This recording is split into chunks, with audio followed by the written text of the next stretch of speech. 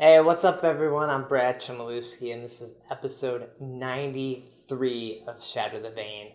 I have a really fun episode here. I got Nicky Tsunami and MaveryK from Ardent coming on. They're going to talk about the new Twitch deal or new Twitch partnership that they worked out over at Ardent, and some of the other business things that they got going on within the guild, what the guild's doing. It's pretty exciting. It's neat to see like this different side of Vainglory. Like we talked to Lots a long time ago about coaching, and we've talked to Owens a little bit. Hope to get Owens on again at some point to talk more about the analyst side. But it's really neat to see the business side of some of these guilds and the teams and how they're run, because we all see these players playing in the VGL and the VIPL and the Vainglory, the VIS, the new one that Phoenix has been putting on. So it's really fun to see those people play, but there's so much that goes on behind the scenes and just within these organizations that most of us don't know what's happening. So it's very cool to get their insight into it and find out what they do, really. We also go over some of the reveals that we got to see, like the Vox Tier 2 skin, and kind of talk about the skins we're waiting to see and what we really want to maybe see coming up in the next patch in 1.17, maybe some seasonal skins as well. And then we also talk about just esports in general. Like Vainglory has been, to some people, maybe focused too heavily on the esports. And so we kind of talk about that and see like, is this really what's happening, or are they balancing this out pretty well with the skins and the battle royale and other fun new heroes and stuff like that? Is that like a good balance? And it's also a small team, so we just kind of discuss that and kind of include a link in the show notes for this forum post that I found about this. So yeah, if anyone has any thoughts on it, be sure to jump in there and add your 2 cents. But we're getting close to episode 100, hoping to do something special. I got a few people I'm talking to for that one, so it should be neat. So we're 7 episodes away, but I may do a couple episodes here coming up in the next week or so. So it might be like a month away for this 100th episode. So pretty awesome, pretty exciting. So yeah, but if you have any thoughts or comments about the show, be sure to email me over at shatterthevain@gmail.com. And let's do it. Let's jump into episode 93.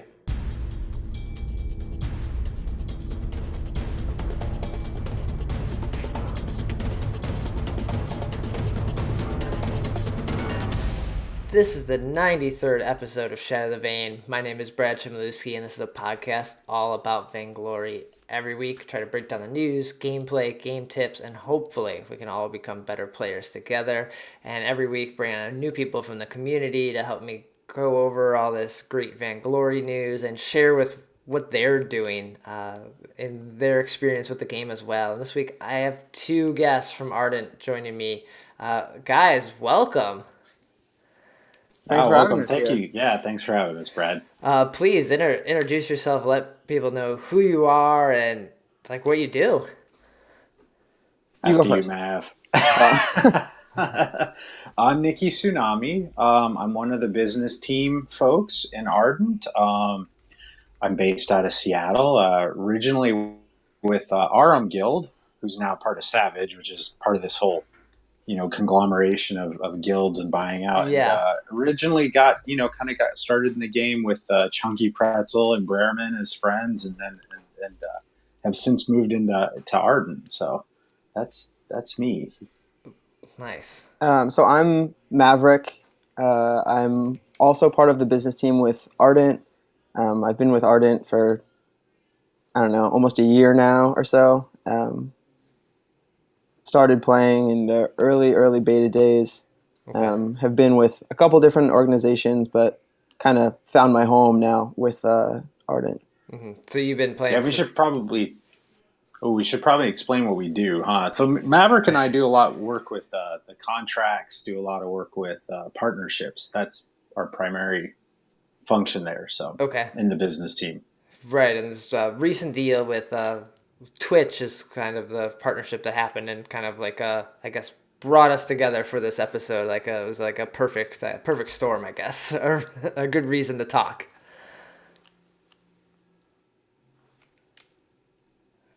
Right? Did I lose you guys? I'm here. Sorry, your video like glitched out like a lot. Oh, weird. Okay. All right. But yeah, with the Twitch partnership and like this moment seemed like a perfect time for us to get on the podcast and chat about like that deal and yeah, well, all these other partnerships you guys are doing. What made you decide to go down that path in Ardent and Vainglory versus just playing the game and being a player? So I guess I've always been a fairly entrepreneurial type of person. I'm involved in the inner workings of a lot of different things that I do. So me kind of fitting into the business team felt really natural. Okay. For the first couple months, I wasn't involved with the business of Ardent at all. I was just kind of a casual member, playing with people. But as I was around longer and as I got more familiar with what Ardent was trying to do, I felt that I would add a lot of value on that business Okay. team. So I kind of took on a role at that point. Yeah, and I was not. I was brought in to Ardent expressly for this reason. They did not have any interest in my hotness, silver, jungle cruel No. abilities on the competitive side, as much as my aspirations are to, become a professional game player. They didn't bring me in for that reason. Brought me in expressly for helping to form. Work with. We formed a business team, put a little bit of rigor around that, establish some good practices to reach out to sponsors, to reach out to partners, to um, build a base and a little bit more of a business model around a guild, Uh-huh. and but still really kind of keep the community sense of Ardent alive, which is really important to us. And we're an all volunteer group in Ardent. It's nobody's paid by Ardent. We all do it because we love it, Okay. and everybody kicks in and everybody pitches in. But we want to really keep that feel. But we also want to have the ability to generate sponsors, generate revenue for the community, so we can pay players, so we can pay um, content creators, and become more of a viable long-term business model, and keep ourselves relevant as this game grows, because it's really getting the pace at which it's moving, especially in the last few months, is really amazing. Right. If you're looking at sort of the business side of the gaming, the competitive gaming scene, but also within the partnerships and the sponsorship work that's being done.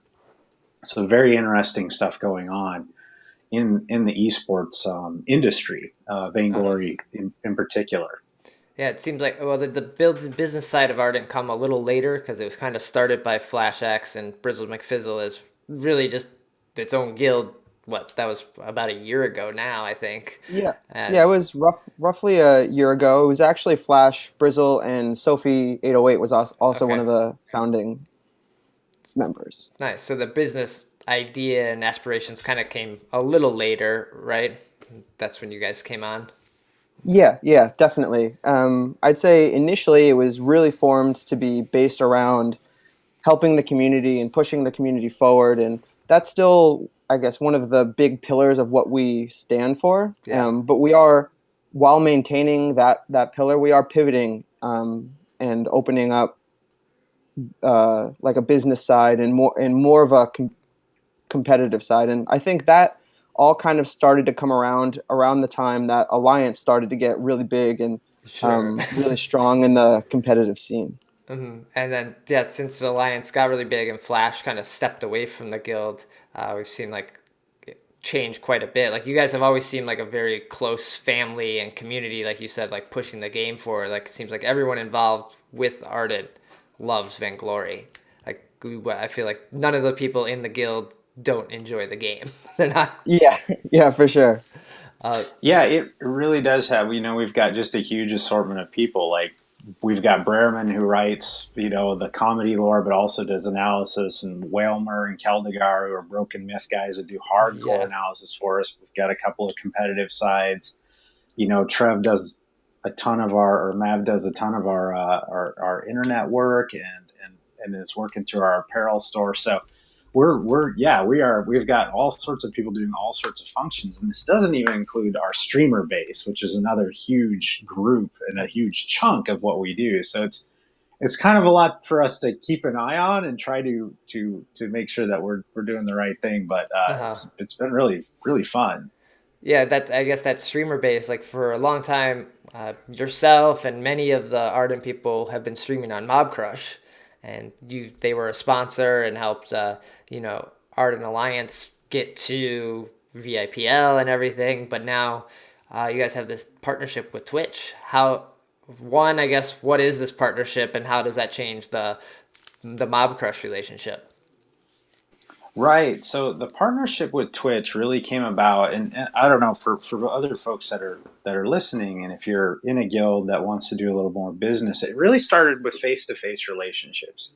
And even as much as we do via Discord, as much as we can do via, email and Skype and other avenues, what it comes down to is starting to get to know people and talk to them and build these personal relationships. When I was at Vainglory, the live finals this winter, and Brad, you were there as well. It's Hmm. really great, good to see you Yeah, that again was fantastic. and hang out.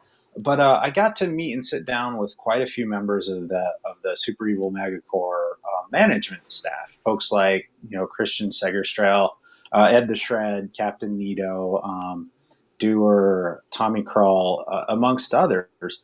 And they were really interested in helping, making sure that guilds could become a viable business model if they wanted to. Okay. And so when Vainglory announced their partnership with Twitch, that was a big, big deal. And I wrote the team there and said, guys, congratulations. This is fantastic. How can we get involved? How can we, move this along? How can we work with either Twitch, with yourselves, in this Vainglory community to sort of do as much as we can, Yeah. especially based on our streamer base. And they linked us up with some really great folks from Twitch. We've been doing work with them on, Mav and I have been working with them for a number of weeks now to help promote Vainglory on Twitch via our streamer network. So Okay. it was a really mutual beneficial partnership with us because we have a huge streamer base with folks like Exceptions and Shin, Pete the Noob, Wadi. He's with Mob Crush. That's a little different, but Freddie, and so we've got this huge streamer base, Yeah. and it allows us to so there's a tie-in. It allows us to promote the game on Twitch and move that partnership forward. And so it was mutually beneficial to both groups. And so yeah, we got that pretty much locked down here. What was it, last week? And it's just been a whirlwind now, trying to execute and put it in motion now. Formally put everything in motion. Yeah. Our plans and our goals and what we want to promote. So So what's the, I guess, that's kind of the long story short. yeah, what does the deal entail besides just, working together again? We're going to see like spotlights on the homepage of your members from the guild. Like what's the benefit for both of you guys besides just you guys streaming more on Twitch or the guild streaming more on Twitch? Really, the heart of it is to promote some of our streamers, their partnership levels. And what that means is a bunch of our current streamers will be moved up in tier for the partnership. And I'm learning a ton about this I'm not expertly educated in the world of streaming contracts and things. So Mav and I are busily learning on the fly metrics like cost per thousand or CPM, how Twitch looks at different regions of the world, how subscription revenues and subscription dollars are split. Okay. All these types of things are metrics in how our streamers get paid. But anyway, we got a certain number of licenses to move us up to this premium status, which is what the highest level streamers get reimbursed at. From there, also, Twitch will work to promote our streamers while they're playing Vainglory. Okay. And so if they're busy doing other games and whatnot, they're not gonna get it. But as they're playing Vainglory, and we set up a stream team too, and maybe you can help me explain that. But it's basically Ardent gets whoever's streaming gets coupled with this Ardent channel that also gets promoted within Twitch as we're playing Vainglory. Okay. Did I get everything, Maverick? Did I leave Yeah. anything out? So Yeah, sure. Just to kind of touch back on the stream team a little bit, it's gonna be a way of promoting our streamers as a unit now, where it'll be, say, Freddie Lambchops streaming Vainglory on Ardent Gaming Network.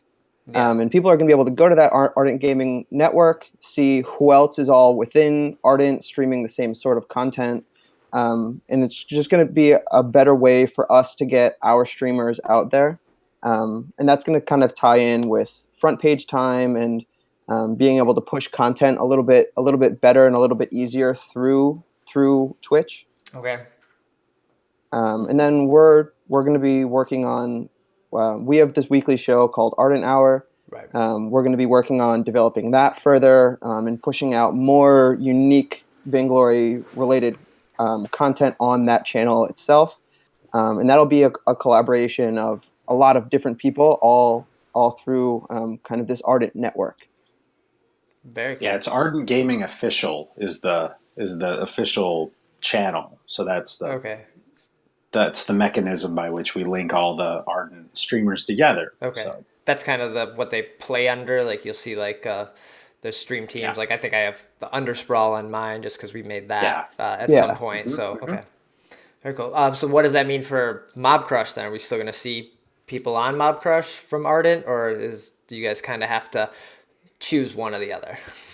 So the benefit of this is that we're allowed to not necessarily bring on our entire guild into this stream team. So if we have members who have contracts with Mob Crush or want to continue streaming with Mob Crush, they don't necessarily need to be part of the stream team and part of this contract. Since we are such a big organization, we've been given a certain amount of seats that will fall under this Twitch partnership. And anyone who fills those seats is going to be exclusive to Twitch. They're going to only be streaming there, and they're not going to be able to use these other platforms. But if we do have some members who have huge followings on other platforms, so they're not going to have to give up that. Okay. Are you able to say now who are the exclusive ones, or is that kind of still in the works and coming to be? At the moment, it's still kind of in the works. All right. We're working through it. If you look at our roster, you're probably going to get a pretty good idea of a lot of the folks that are going to be on the partnership. So yeah. You can look forward to that announcement probably maybe next week or so though. Okay. Hopefully optimally. Yeah. So I'm sure that deal works out really well because Waddy X, like he loves Mob Crush. He's probably like one of the biggest supporters of Mob Crush there is. So. Yeah. So it's and we have those folks, and like Mav said, it's we negotiated and worked it with Twitch. Twitch didn't want to put us in a position where we couldn't we couldn't work with them, and so they said, yeah, this is something that you guys can do. They just can't be part of the Twitch partnership, but they can continue on with their current contracts as is. And it gave us the kind of, they've been wonderful to work with. They've given us the kind of flexibility that makes us able to move really fast and try to get things done as soon as possible. And so, yeah, the team at Twitch has been most excellent, and the folks at SEMC have been great about helping us work through this too. So a lot of thanks to them. I have many thank you letters to write. many thank you letters to write still. Yeah, I'm sure the Twitch people probably the deal with Super Evil, like they see this game as I think so much more than where it is even today. So knowing that and being involved with them so early, like you guys are now, this is probably fantastic. And this puts us in a really great spot moving forward. I mean, seeing the growth of Vainglory from where it was last year to where it is this year, it's just exploded. And I think Twitch, as well as us and a lot of other members of the community, are kind of seeing that growth is just going to continue to explode and continue to just get huge. So being on board with Twitch has put us in a good spot. Right. Mm-hmm. Definitely. I'm sure it works out. It's a nice name too to have on the sponsor list as you guys move forward for other business deals as well. You'd be like, Yeah. well, we got Twitch, so yeah. Yeah, Yeah. it's a definite enabler. It really does link what our partners and the folks that we want to do business with, it links into, their customers and people that are interested in their products. So Hmm. yeah, it's extremely beneficial partnership to be involved with right now. Are we going to see some of the members from the new Ardent Awakening and other competitive teams start to stream on Twitch? Like we've seen Flash and Call come over to Twitch, and like the numbers have been crazy. So people love to see these pro players playing and a place where they can interact with them. Yeah, I think streamers streaming high level competitive gameplay is definitely a great market for growing our streamer base and using some of those slots in. So yeah, I would say that you'll probably see a lot of our pro players Hmm. taking up and streaming on Twitch. Yeah. Definitely. Any advice for like other guilds who are like thinking of either looking into the business side, like thoughts on things that they should think of as they're kind of making transitions from just like we're just a group of players that like each other and now we kind of want to make money or kind of like move up in the ranks a little bit, like anything you'd offer them to like think about. Yeah, I would say right now, I had a pretty nice conversation actually with Pone Okay. uh, during the VGL finals, and he was, we were kind of both of the impression that rising tide floats all boats, right? So this is a good time for if you're a guild to get involved in the business community and do it. Now, I think MaveryK and I have developed our own little secret special sauce that seems to be working extremely well for us right Okay. now. One thing I would encourage people to do is if you've got members of your guild going to things like PAX East, TwitchCon, the live finals, have them meet people, have them grab a business card, and follow up with an email, a thank you for the conversation. It's a really wonderful way to get started. Also, think about what you can offer that's going to benefit the folks that you're going to partner with. In our case with Twitch, it's our streamer base is extremely helpful. We've reached out to other player or other companies that we're doing work with that are more interested in what our competitive side is all about Yeah. and things like that. And then I would say one thing too is to build your try to get an idea of what these folks can do. You can propose different solutions to them. You could use tiers. You could offer a price. You can ask them what their budget is. Frame it around seasons. Okay. Be careful about how long you're locked into something, but be really aware. Take your time with reading through the contracts and reading through things like that. But right now, I think it's a really good time for folks to be reaching out to to folks that want to advertise and do work in the esports community. It's one of the fastest growing things I've ever seen industry wise, and so I think there are people really looking for opportunities to do work in competitive esports gaming. So Yeah. I wouldn't be afraid if I was a guild that had a pretty solid group to go out to the community and say, hey, let's do work together. Yeah. You know, Yeah, you mentioned like this is super growing in esports. Were you guys following other esports beforehand? Like, did you watch League of Legends or CS:GO or Dota, or is this all very new to you since joining and playing Vainglory? So I actually came to Vainglory from League of Legends. Okay. Um, it's actually a weird story, kind of. I moved into a very small apartment and didn't have enough space for my gaming rig. Okay. Well, So that's I was small. just like, Okay. I don't. Yes, I was just like, I don't know what to do with myself. So I just searched for MOBAs on a tablet, and that's how I kind of found out about VG. Okay.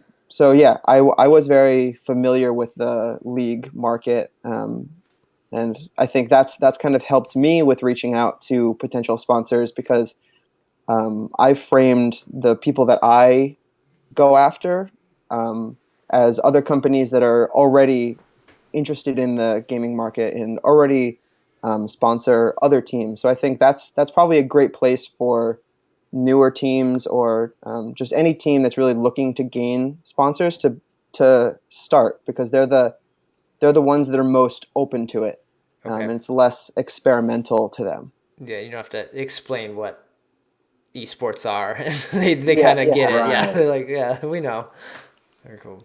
Yeah, for me, it's totally new. This is the first MOBA I've ever played. I started as a very bad Ringo main. I turned into a very bad Jewel main, and then a slightly functional Cruel main. And Okay, all so, right. and then, but as I just kept playing, you get introduced to the business aspect of it, and I mean, the first time I hopped on, Twitch and really rooted around and saw 30,000 people watching a CS:GO, small tournament. And then I did a little research on how big this industry is getting fast. It was really compelling, and I thought this is just very interesting to me, and yeah, I'm very happy to be working in it. I think it's going to be a cool space in the next Yeah, few years in America. I think in Korea it's really picking up fast, and I don't know that I see a bigger growth market in the next 5 years then in entertainment than esports on almost anything out there. I just don't see it. So maybe VR technology, but maybe. in Yeah. entertainment, I think potentially. but it's like Yeah, there's this. I think this is going to be it for big time entertainment growth. So super compelling environment to be in. that's awesome. That's really cool to hear guys' story and hear what's happening with Ardent. So, yeah, thanks for taking that time. And so as Of we're talking course. about Sure. this game, like growing and changing, should we jump into some Vainglory news?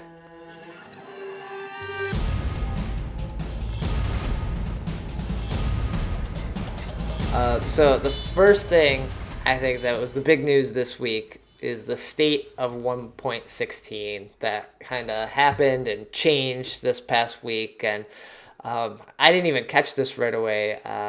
Nikki, I saw you tweet like, "Oh, is draft gone in ranked?" And I've been like really busy, and I also just haven't been playing the game as much the last couple of weeks either, like just work and also like not the need. The resets always just get me down a little bit until like I get back into it. So Yeah. I didn't even notice that this change happened, but uh, the link went to the forums, and 1.16 has been a bit of a mess for Super Evil Megacorp.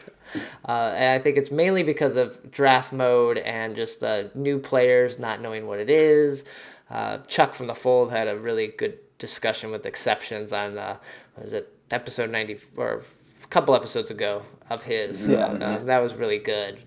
But basically what happened here is they turned off draft mode for everyone below hotness. So if you're playing right now and you're below hotness MMR too, it's not even skill tier because I still see it and I'm not even at my hotness skill tier yet. So that's its own confusing mess right now. But yeah, so draft mode is gone right now for a lot of people. How do you guys feel about this? I am a solo queue rank player. To me, it's a school of hard knocks. Yeah. And because I started back when there was no casual queue, there was no draft, Uh, nothing, right? So to me, it's always been two steps forward, one kick in the teeth back in solo queue ranked, man. Um, I love draft mode. I agree with Chuck on his points that communication's kind of difficult. Like, I'm right. not sure if I'm thumbs downing that means a good thing or a bad thing. I think there's a little work to do on the UI, but man, I really like it. When I hopped on, Brad, when I was right before I tweeted that out, I thought I'd made a mistake. I'm like, oh god, I hopped in a casual game on Sure. accident. But it was really fast. I do really like it. It needs a little work. And maybe it does need to be something like, I don't know the new tiers. I'm going to say decentish and above, Okay. because I don't know if that's a got swaggery, get wrecked, worthy foeish level. Keep I it don't know going. I any. don't know. Yeah. So, but yeah, yeah.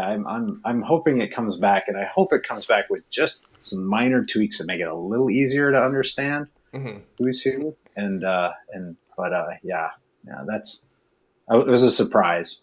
No. One thing they mentioned was I guess they had turned off the dodge penalties, and I didn't even know that was a thing. Like I very rarely dodge a game unless I feel like I'm going into this draft mode and it's really we're set up for disaster here. Like we have a Rona and a Ozo, and then so it's almost never happened. So I didn't even know, but I had four games in a row where someone dodged on me, and so having no dodge penalties, I think people were just dodging left and right that knew about it. Like I didn't even know at that point. So I could then with this hot fix, they brought back the dodge penalties, which I think is an important thing to have in there. Like you should be punished if you mess up five other people's time for like, hey, like I was willing to roam and you just decided to dodge here. Sorry.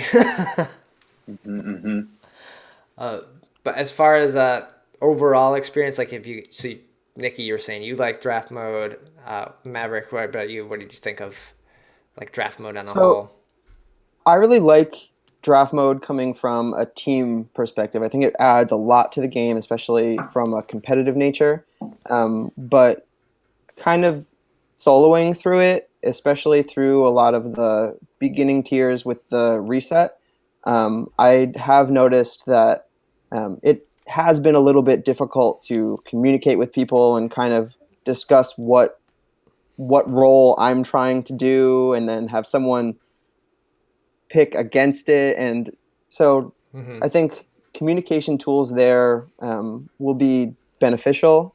And I hope that draft does come back to hotness and under eventually with some slight tweaks and things.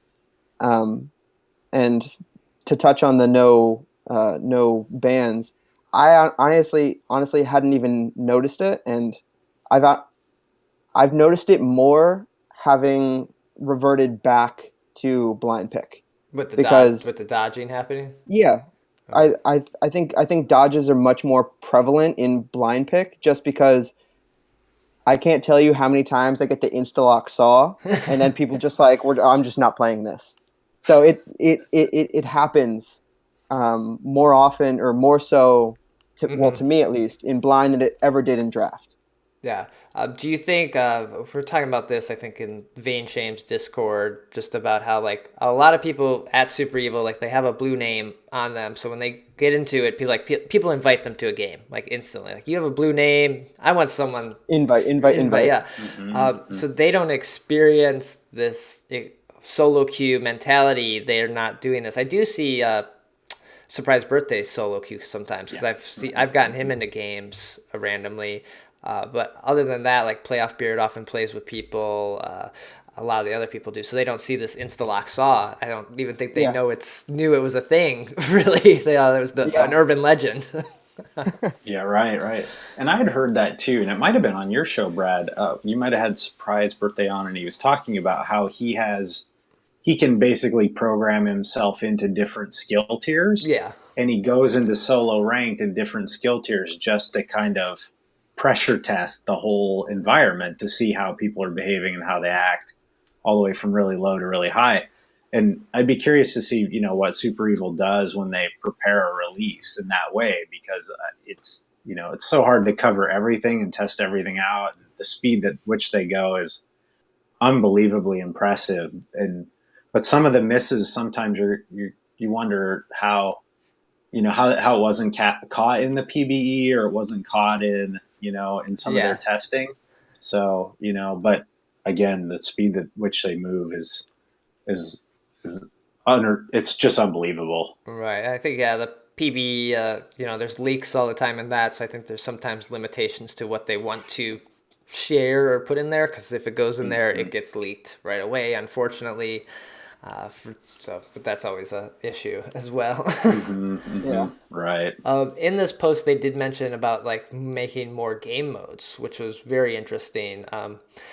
They mentioned like other game modes. They mentioned a Captain Nito special that should be really fun. I know a lot of streamers love these game modes they were making.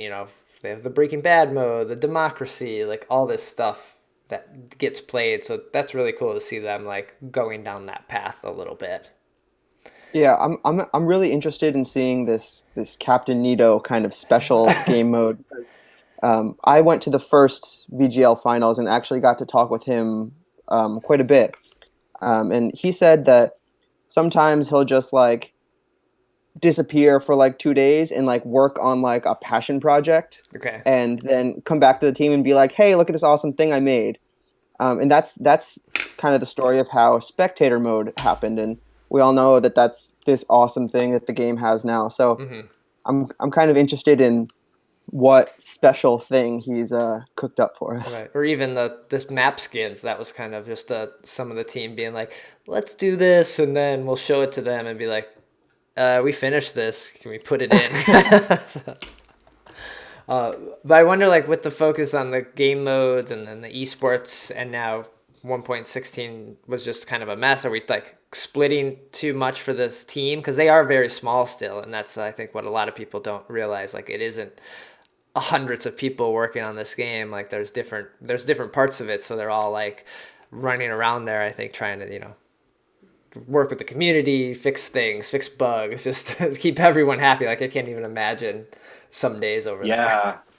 Oh, I bet. I mean, and I think it's just really important to remember who their competition is. I mean, they've got Hotshots from Blizzard, the League folks. They've got Hmm. other MOBAs. There are other MOBAs coming up on mobile gaming.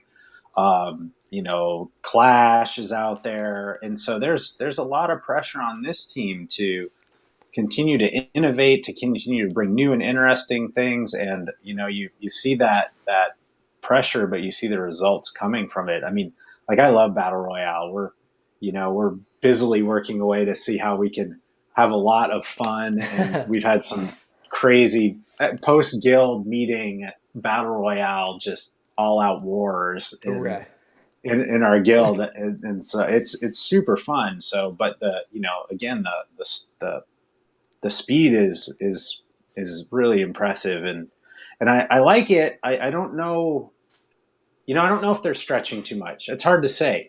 It's hard to know if they're kind of starting to fragment out the game a little bit too much, Hmm. because it's hard to judge that against growth. And they've got the competitive side to keep happy. They've got the casual gamer to keep happy. They've got the community to keep happy. So Yeah. it's a big group of people to try to please all the time, and I think they do a damn good job trying to please everybody. And some of these things that we see up on the forum, it's kind of like, oh, they'll get through that.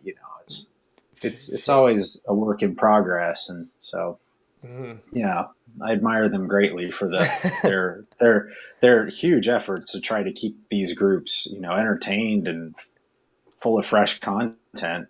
Right. Yeah, like the skins and heroes and game modes are nice things to, I guess, give us every now and or every update or every couple updates to one just keep people happy. Like, oh, it's a new shiny thing. Like, okay, I'm quiet for like 2 weeks. I'm not worried because I get to play the new hero with the new skin. So this game is amazing. And now once that wears off, people are like, oh, what's wrong with this and what's wrong? So, but yeah, so that's 1.16 right now. But I think we're very close to 1.17 Yeah. because at Mm-hmm, PAX East we're going to have 1.17 is going to be on display, and that's coming up this weekend. So that's a week away. So mm-hmm. 1.17 should be out then right after PAX because everything will get revealed on Friday, and then Yep. we'll see an update probably in a week and a half here. Yeah, I think after what was it, one of their last events when they showcased the new patch on a Friday, it released the following Wednesday. So I Yeah. think we'll probably see that kind of trend follow along, and we'll get the new patch really soon. Yeah. Are Mm-hmm. either you guys going to PAX East? I had tickets, but actually had to sell them, so I can't attend anymore. But Oh, you're so close too over I know, there. I'm right there, but yeah, I just had a scheduling conflict come up, so Okay. unfortunately, I won't. I Yeah, I'm not going to be able to make it. I'm way out here on the West Coast, so this time around, I'm not going to swing out there. But I think we do have a couple of our folks. Isn't Genobi going? A couple other folks are going to go, and so Yeah, we'll have them out, kind of scouting things out for us, and reporting back at all the fun things coming up. So hmm. we'll be excited for those reports. Yeah, I've never been to a PAX. Like one of these days, I'll make it out to it because they Yeah, look fun and seem like just yeah, meet so many people and try out all these different games. So very hmm cool. yeah, totally. Leading up to PAX, there's this thing they're doing with a 5-day spring sale. Did you guys see this? I saw this in game, I think last night, and I was like, "Ooh, what is this?" So starting on Tuesday, April 19th, and then going all the way till, I guess, Saturday, where PAX is going on, there'll be a new hero. Tier 1, 2, and 3, there'll be card box available, and you'll be able to get all these cards and these skins for these heroes at like a discount. I think it's 25% basically across the board on each day. I think this is a smart idea. I think there should have been sales for a long time, and them doing this now makes a lot of sense. Yeah, I think this is a really great move on their point or their part, especially since when skins first come out, they're like, ooh, new, shiny, awesome. But after skins have been out for a really long time, like think about how long the Ringo skin has been out. Yeah, that was like, It's a really, really cool skin, don't get me wrong, but you see a lot of people with it, and it's kind of newness factor has worn off, and outright buying a tier 3 skin can kind of get expensive. So your new players kind of coming to the game who see this skin and want it, it's sometimes hard to stomach. yeah. So I think putting these sales for especially these like very common characters like Ringo and Koshka and Catherine, like the staple kind of main characters. I think it's really smart on their part, and it's gonna kind of increase the interest in those heroes again and those skins again as well. So I have. Yeah, I'm utterly embarrassed at how much I spent on the Jewel Tier 3 skin. I mean, if I was like, oh, shame upon my clan, really. Yeah. But the big Thunderstrike whip was not going to be denied, and I obliterated many real world dollars on that. But yeah, I'm really happy because I do feel like for some of the older, for some of the other folks, it's kind of a good opportunity. It's like you got to really be choosy about it, but you can get kind of a nice discount on that and can get a little more flavor to the game because they are fun to play. Yeah. They are fun. Yeah, we kind of talking about like the shiny new, like the new skin comes out, and maybe you didn't ever get tier 3 Ringo, but there's this new tier 3 skin out. I want that one. I don't want the old Ringo. Everyone has Ringo. Like, I'll spend the money and get this one. So I think it's pretty Exactly. smart. Totally. Speaking of new skins, though, I forgot to mention there's a Cloud Raider Vox tier 3 skin that got shown off on the Friday dev stream. What do you guys think of this? That skin makes me want to pick up Vox as my main. Okay. Like the Dragon Ball Z like blonde hair. I'm just like in on it. It's the coolest thing I've ever seen. I just like want to pick up Vox now. We had a thing way back in the day. It was me and Chunky and Brereman used to say it was called the VET, the Vox Envy team. It was all of us that wished we were really good at Vox but could not play him at all. Okay. And every time something happens with Vox, I'm like, man, I'm going to get good at Vox. You just wait. I am going to be one of these guys who just rings the bell all game long, and I'm still terrible. But I think it's great. It looks very, from my Greek roots, I see a lot of Apollo in the new Vox, and I'm glad they didn't kind of go more swashbuckly pirate like the tier 2. I was kind of afraid we were going to get even more sort of Captain Hooky with tier 3, and I'm glad they kind of went to. It looks a little bit more like tier 1, which I think is an epic skin. Tier 1 Vox is super cool. So it is a very weird progression, though, right? From 1 to pirate to, I guess, it's super space DJ now. Yeah, right. So, but I think they did good. Tier 1 was kind of the first jump into like space pirate, and then I think tier 2 kind of diverted a little bit and went more pirate, and I think tier 3 is almost a diversion again from tier 1 that goes more space. Yeah. So like you kind of have this option to go like 2 different ways from the tier 1. Okay. Well, it's at least it's the way super cool though. And I'm still going to be terrible at Vox. So if you see me in game and I select Vox, it's just freelo for you. Ready? I just get obliterated. Yeah. But I will be playing him all the time. I'll be ulting with the blonde hair, pretending it's like this DBZ like Kamehameha kind of thing. Mm-hmm. It's going to Yeah, be we awesome. didn't get to see any in-game stuff yet. I'm sure the particles are going to be awesome. Like the Yeah. residence splash damage, I just can see like that glowing and like sparkling and looking really nice. Yeah, and it looks like the projectiles are like those like double inner ring type of things. So I think everything about this skin is just going to be so awesome. So expensive. So much of my card and money being like just essenced away. I could just feel the dollars being sucked away right Phew, now for yeah. this skin. I asked I put up a video the other day of just like after seeing the skin, like, is there another skin you guys are like super excited to see or want to see come out? Like anyone, like I said, Pedal Tier 3 is kind of the one I've been Hmm. like missing. Like we've had Pedal 1 and 2 for so long, and like what happened to Tier 3 Pedal? Yeah, that's true. Petal just kind of, I think they didn't want to put out the tier 3 skin until Petal was in kind of a much better place with like getting a lot of play, so it would kind of increase the reason for buying her Hmm. skin. And I think she's getting there. I don't think she's a top pick by any means, and I think maybe a few more tweaks, and then maybe we'll see this tier 3 pedal. And I'm Okay. really excited to see it because I think I really like the progression for where they went in tier 2. But I think of anything that I am looking forward to, I want to see a sky skin. Okay. Yeah, that's Hmm. seems like one that I popped up a lot. I love Yeah. her as a character. I think just her playstyle and how she works out. She's one of my favorite heroes in the game. So I'd be super interested in seeing what direction they're going to go with a sky skin. Hmm. I can't wait to see a fin skin. What they do with that. I just don't know what direction you could go with that big lizard, and I loves me some Finn. He's a classic man and a gent, and he's just great. And I cannot wait to see them.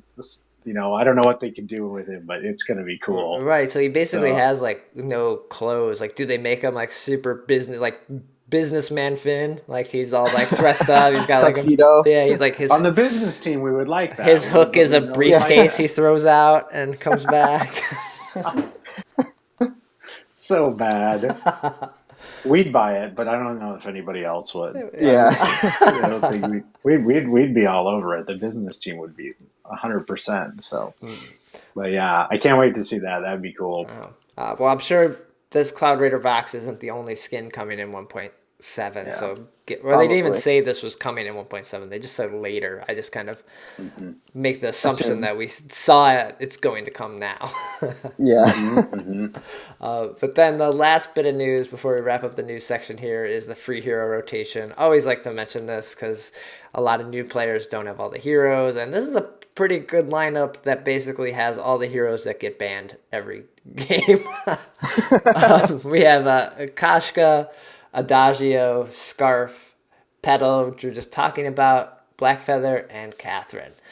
So more often than not, if you're seeing draft mode, you're seeing Adagio, Blackfeather, and Scarf bans now. Because if someone doesn't pick Scarf, if someone doesn't ban Scarf, Scarf is picked. So people are just now banning him just to be like, I just am sick of seeing him. That's. Yeah. But what do you guys think about this free hero rotation? I think it's a Scarf. great. I think it's a great set of set of heroes. I think that a lot of the new players who don't have all of the heroes, it's a great pool for them to kind of choose from and play a lot of the heroes that are considered top tier. Yeah. Hmm. I'm excited for it. Yeah, Scarf. What was that? Was it 1.4 or 1.6 where we had the Yeah. infamous fan, the I flaming think it was yeah, scarf? And 1.4, yeah. Oh yeah, my god! And then Tank Scarf. Yeah. a scarf in every match. A scarf in every match. So, but I like Scarf. So I bought a lot of the characters really early on and kind of racked them up. But the free hero rotation I think is a really good opportunity for people to practice, especially when some of the newer hero comes out. I mean, like Rhyme, get some runtime with Rhyme next time he's Ooh, free. yeah. He's tough to deal with. So yeah, I'm hoping maybe the next one we see, which is on Tuesday, we might see Alpha in here, like leading up to PAX, which would make a lot of sense to kind of, you're going to introduce the game to all these new players, and here is the newest hero as well. Like, play it for free, like get in there. So I wouldn't. Here's the newest hero with the most confusing mechanic ever. Am I dead? Am I not dead? What's Right. happening? Poor Alpha. Alpha is a tortured soul, and the whole Daisy lore and all that. Just I can't do the Alpha, man. It's like I just like this poor Storm Queen is sunk to new lows in Right. my book. Sunk to new lows with have, what she's done to poor Daisy. have you guys played much Alpha in general, like besides outside of maybe Battle Royale and getting her? I've played her. Um, Not, I don't want to say a decent amount, but I've played her a little bit. Um, I was never. I like relate her a lot to Aatrox from League of Legends. Okay. I was always horrible with him, and I'm equally as horrible with Alpha. So I don't think she'll be my main for any period of time, but she definitely has some really cool mechanics and cool abilities. I'm just absolute trash with her. Yeah, she's tough. One thing I see is if they speed up the speed of some of her abilities, like and I can't remember the names, but the one where she sort of laser tracks to a target and Yeah. then closes that gap.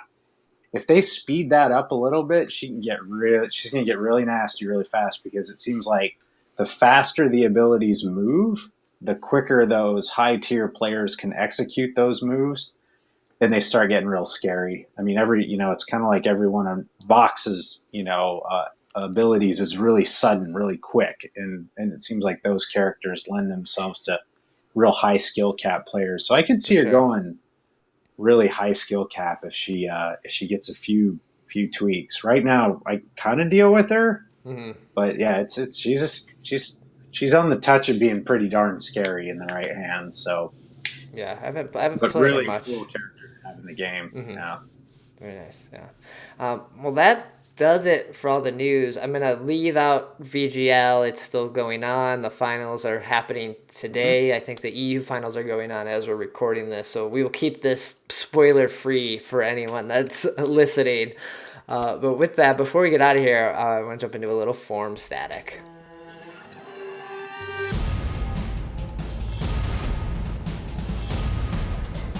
So I found this on the forum, and it seemed like a good topic for you guys to have on.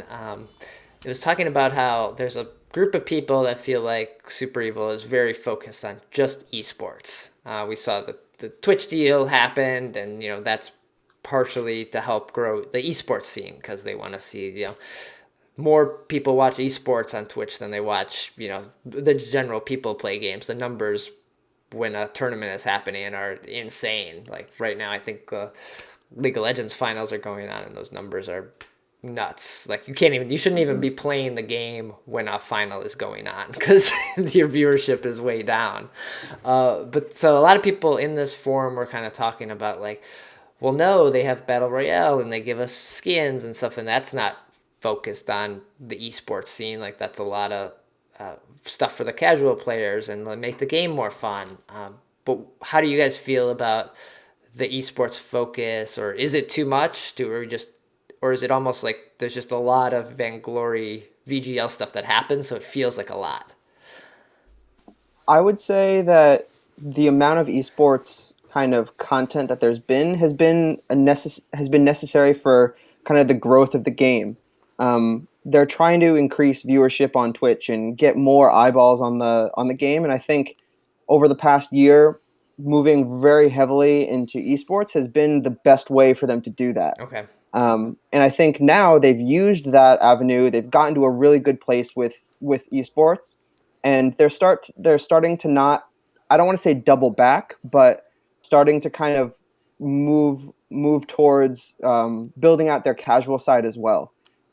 We've seen Battle Royale get put out, and we've been promised that that's going to have its own designated queue. Right. So that's I can I may bite my tongue on this, but I don't think that that's going to be like a esport thing, The like esport Battle battle Royale royale. tournaments, yeah.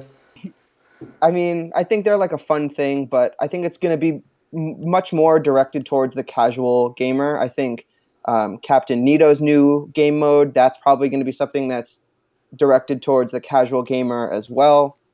Um, they've done a lot with kind of revamping the tutorial system and getting new players more accustomed to the game.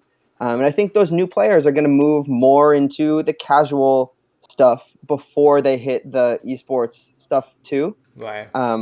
So I think building out this casual side now is where their focus has kind of, I don't want to say shifted to, but they're putting an equal amount of focus there. And I think we're only going to see that focus grow and improve. Mm-hmm.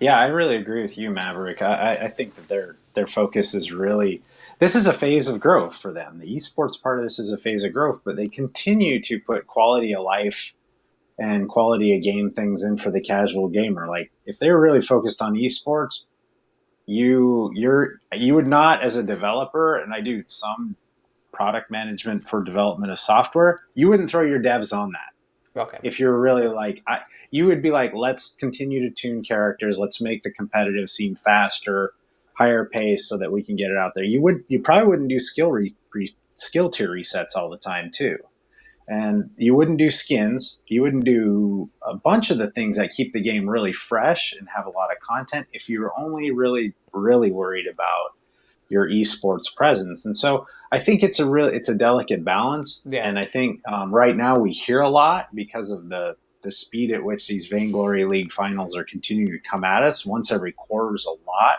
There's always a competition going on. Right. But they really enable the community to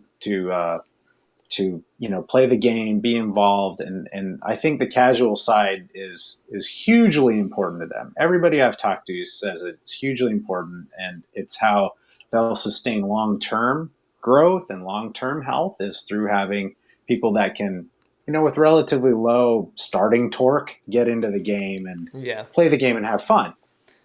So because there's a good group of people that probably have never even watched the VGL, that just they see it in the news, and that's like, I have half hour to play the game. I don't have time to watch somebody play the game. There is that group of people that are just like, they don't watch stuff. Yeah, and I would venture to say that group is significantly larger than the people that do watch it. Part of the big draw to Vainglory is that it is on mobile devices, and think about how many like high-end gaming rigs there are, and then how many tablet devices there are. So Vainglory has the potential to reach this market that's just like hugely bigger than the PC gaming market. And I think that a lot of those people are going to need to be in the casual space, who are playing shorter games, which is part of the reason, part of what Battle Royale kind of touches on. So I think we're going to see more development in the casual space coming up in the next couple patches. Right.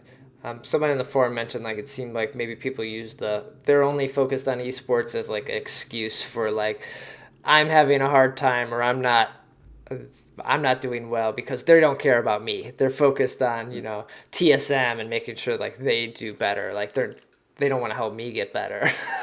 I think there's sometimes just that anger that generally happens when you feel like maybe you're not being heard, but really, they're trying, as we said earlier, like it's a pretty small team still.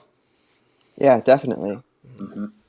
But if you have any thoughts, anyone listening or watching, like there's a link in the show notes, like go over to the forum post and like add your comments or anything like that and see what other people are saying about it. The forums are always very active with people passionate about the game. So very cool to see. But that's gonna do it for episode 93, guys. Thanks for joining me on this really nice Sunday. It's super nice here in Chicago. It sounds like it's nice there for you guys to get outside and enjoy some of this day still. Indeed. Thank you so much for having us. How can people find you and get in touch with you guys on Twitter, Ardent, or anything like that? Like, what's the best place to reach out?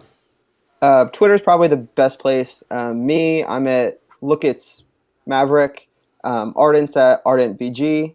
And then Nicky Tsunami. You find me in game, capital N, capital T, and in Twitter at Nicky Tsunami. It's all good. But also, I just wanted to say thank you to our business team. They're a huge part of this whole thing, and they're just not to be left out. So for Freddie, Lamb Chops, Billy, Maverick, Sophie, Avery, Brizzle, these are people that really help us out, and it takes a team. And so I just want to make sure to say thanks to them because they've I've been working really hard. So, Nice. but yeah, Brad, thanks so much for having us, man. This has been super fun. Yeah, this was awesome. And you can follow Shatter the Vain on Twitter at Shatter the Vain, website shatterthevain.com. All the episodes get posted there. Links to iTunes, Stitcher, YouTube, all the ways to watch and listen to this are there. And yeah, the Facebook page /Shatter the Vain usually post news and other related things there. But hopefully we'll be back with episode 4. May do an interview with some of the Hammers eSports or maybe even Gangstars, the EU team here. We'll see how they do in these finals. Maybe we'll get them on. And then getting close to 100, so planning something special for that. So get ready and thanks for watching.